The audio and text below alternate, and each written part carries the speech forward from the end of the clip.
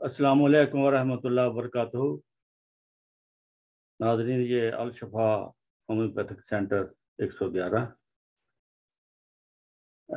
آج ہم آپ کو فاسفورس کے بارے میں بتائیں گے۔ فاسفورس ایک کیمیکل ہے، اس کو اگر پانی سے باہر نکال دیا جائے تو اس کو آگ لگ جاتی ہے۔ تو اس طرح کئی شعبدہ باز بھی فاسفورس کو استعمال کرتے ہیں، رکھ کر چلے جاتے ہیں، بعد میں پانی سوکھ جاتا ہے تو گھر میں آگ لگ جاتی ہے۔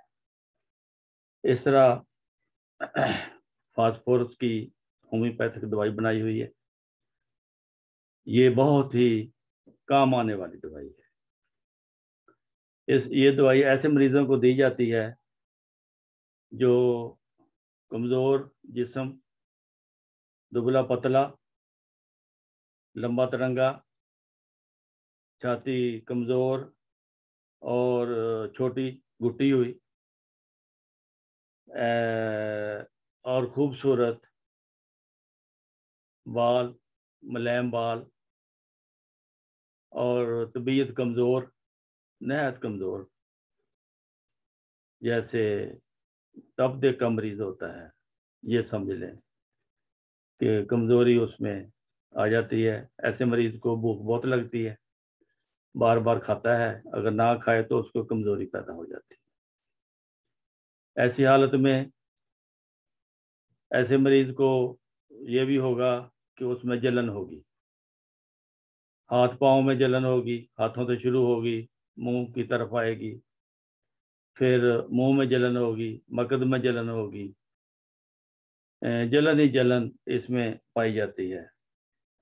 اور مریض کو نہ کھڑے ہونے سے سکون ملتا ہے، نہ بیٹھنے سے، وہ اس طرح چلتا رہتا ہے۔ کندھوں کے درمیان اس کی جلن ہوتی ہے۔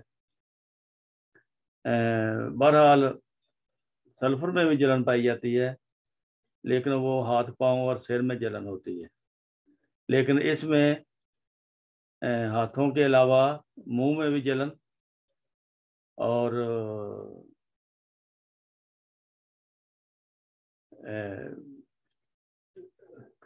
ارد گرد کانوں میں بھی جلن، پاؤں میں بھی جلن، مقد میں جلن، ریڑھ کی ہڈی میں جلن، دونوں کندھوں کے درمیان۔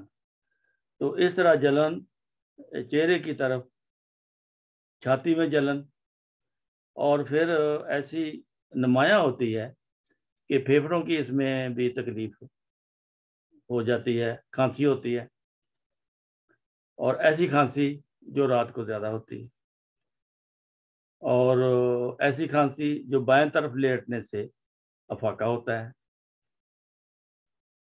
اس لیے بائیں طرف کی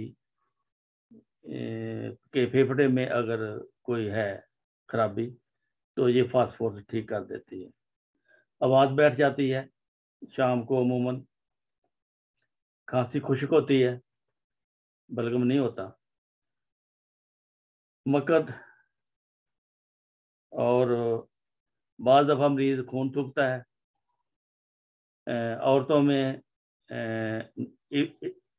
ابزی رحم، ابزی جریان خون، یعنی اگر ماہواری خرابی ہوئی ہے تو ناک سے خون آنا شروع ہو گیا، منہ سے خون آنا شروع ہو گیا، پیشاب سے خون آنا شروع ہو گیا، کسی طریقے سے خون کا اخراج شروع ہو جاتا ہے، مریض خون تھوکنے لگ جاتا ہے، تھوک میں خون آتا ہے۔ تو سب سے پہلے یہ دیکھنا ہے کہ وہ مریض اس جو ڈھانچہ میں نے بتایا ہے اس کے مطابق ہے، یعنی کہ کمزور ہے، لمبا ہے، خوبصورت ہے، چھاتی کمزور ہے اس کی، کھانسی کرتا رہتا ہے، بے چین رہتا ہے، جلن اس میں ہوتی ہے۔ جلن کے بغیر فاسفورس نہیں ہے، جلن اس کی مین علامت ہے۔ ہاتھوں میں اگر جلن ہے تو ریڑھ کی ہڈی میں، کندھوں کے پیچھے بھی جلن ہوگی، سینے میں جلن ہوگی، منہ میں جلن ہوگی، ہنجرے میں جلن ہوگی، گلے میں جلن ہوگی۔ وہ جلن بتائے گا تو جب ایسی حالت میں جلن زیادہ ہو جائے تو پھر فاسفورس اس کی دوائی بن جاتی ہے۔ اس طرح پیشاب کی نالی میں جلن، خون آلود، مریض جو پسند کرے گا، نمک زیادہ پسند کرے گا، نمک کھائے گا، اور ٹھنڈی چیزیں پسند کرے گا، کہے گا فریج والا پانی مجھے دو، ٹھنڈی چیزیں، تاکہ میرے اندر آگ لگی ہوئی ہے۔ تو جب وہ پانی پیے گا ٹھنڈا، جب وہ گرم پانی ہو جائے گا معدے میں جا کر، پھر کیا کرتے گا۔ یہ اس کی مین علامات ہیں۔ ایسا مریض اگر آپ کے پاس ہے تو اس کو صرف فاسفورس اگر آپ دیں گے تو وہ کامل طور پر ٹھیک ہو جائے گا۔ پھر ایسے مریض کو دست لگتے ہیں، وہ بغیر درد کے ہوتے ہیں، جیسے ساگو دانہ پانی میں پکایا جائے ایسے دست ہوتے ہیں۔ وہ پانی کی مانند، اس میں چربی یا آؤں بھی آ سکتا ہے۔ اگر قبض ہو تو پھر قبض خشک ہوتی ہے، مشکل سے خارج ہوتا ہے پخانہ۔ تو ایسی حالت میں پھر یہ مریض کی کمزوری جو ہے آہستہ آہستہ پہلے سے لرزہ، پھر سن ہونا، کمزوری کے بعد راشا شروع ہو جاتا ہے، پھر جسم سن ہونا شروع ہو جاتا ہے، پھر فالج ہو جاتا ہے۔ تو ایسی حالت میں بھی شدید اس کی خواہش جمع ہوتی ہے، اس کو بعض اوقات مریض کپڑے اتار دیتا ہے، وہ لیکن طاقت اس میں نہیں ہوتی، لیکن عجیب و غریب اس کی یہ ہوتا ہے، اس کو چکر بھی آتے ہیں۔ اس کا بہرا پن جو ہے وہ صرف انسانی آواز نہیں سن سکتا، ویسے کوئی کھڑاک ہو تو وہ سن لے گا، اگر انسان آواز دے تو پھر نہیں سنے گا۔ ایسے بہرا پن کے لیے بھی فاسفورس ٹھیک ہے۔ اس کی بڑی جو علامت ہے وہ ہے ہتھیلیوں اور کندھوں کے درمیان جلن، سرد پانی کی پیاس جو گرم ہونے پر الٹی ہو جائے، جریان خون کا مزاج، یعنی مختلف جسم کے حصوں سے خون نکلنا شروع ہو جائے۔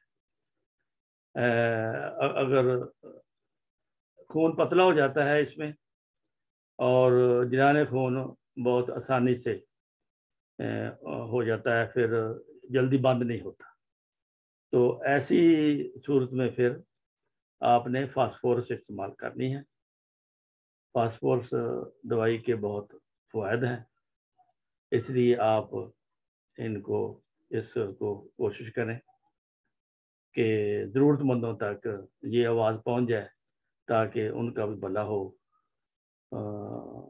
آپ چینل کو سبسکرائب کرنا بھی نہ بھولیں، اور اس کو آگے فارورڈ کرنا بھی نہ بھولیں، کیونکہ اس میں خدا کے بندوں کی، بیماروں کی بھلائی ہے۔ اللہ تعالیٰ آپ کو توفیق دے۔ پھر ملیں گے دوسری ویڈیو کے ساتھ۔ السلام علیکم ورحمۃ اللہ وبرکاتہ۔